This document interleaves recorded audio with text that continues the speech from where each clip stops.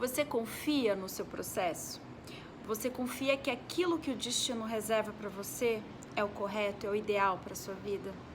Eu pergunto isso porque muitas vezes a gente passa por um turbilhão e a gente chega a questionar a Deus, questionar o universo, ou o que você acredita, se aquele caminho está certo mesmo para você, se a gente tem que passar por tudo aquilo mesmo, sendo que a vida parece tão fácil para outras pessoas, não é verdade? Eu tive uma situação muito difícil na minha vida. Eu trabalhei 9 anos numa empresa e do nada eu fui demitida. E quando eu fui demitida, eu comecei a fazer uma série de entrevistas, às vezes até entrevista que eu não tinha o perfil, porque eu queria muito conseguir o trabalho e voltar para o mercado de trabalho por causa da minha condição financeira mesmo.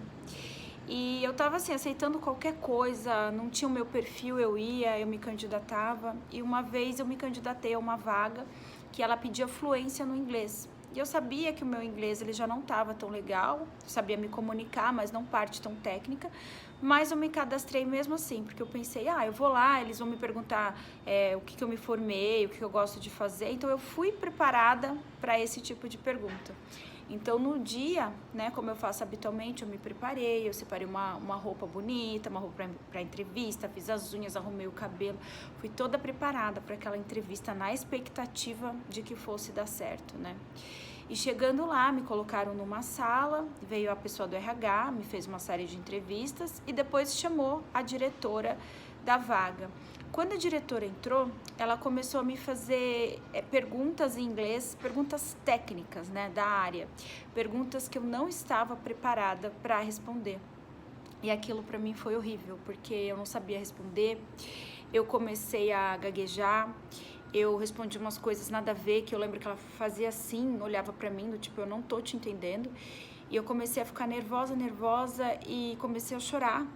Fiquei muito mal dentro daquela sala, me sentindo envergonhada, me sentindo a pior pessoa do mundo mesmo.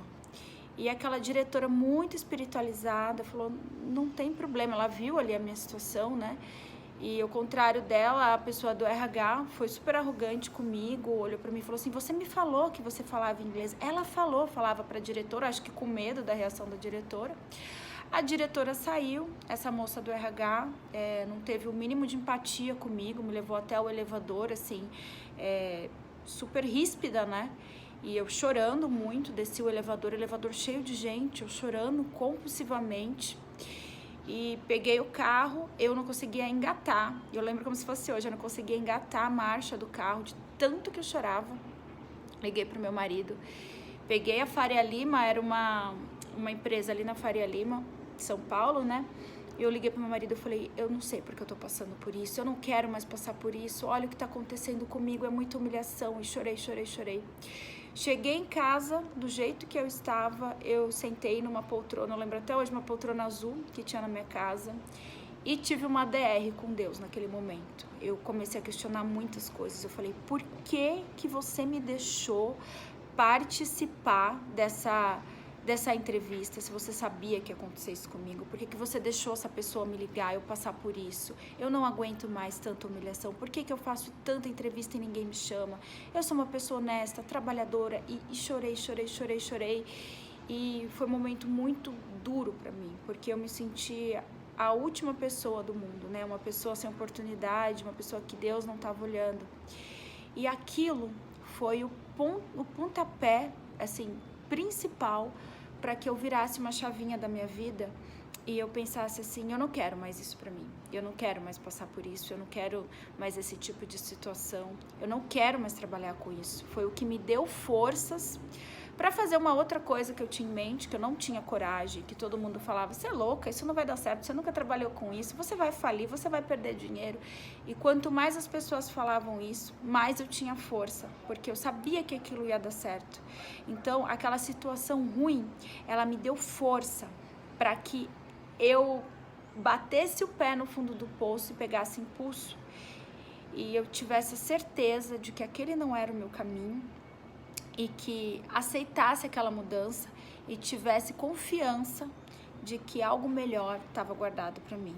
Então, muitas vezes a gente passa por uma situação ruim, uma situação difícil, mas o destino, o universo, Deus, eles são sábios, né? Eles preparam esse momento para que a gente tenha força lá na frente de não desistir, que a gente saiba que aquele é o nosso caminho mesmo, que aquele caminho não serve mais. É como se fossem roupas que não se acomodam mais no nosso corpo, né? Por que a gente ainda está insistindo nisso, né? É como se fosse um tapa e falasse, olha para cá, para de ir por aí, que aí não é o seu caminho. Então, confie na sua jornada, confie quando tudo estiver ruim, quando tudo estiver assim, sem turvo, sem uma luz no final do túnel. Às vezes a gente precisa passar por momentos difíceis para o nosso crescimento, para a gente ter força, para a gente ter foco, para a gente ter fé. E nada é por acaso. Aquilo que é seu sempre vai te encontrar.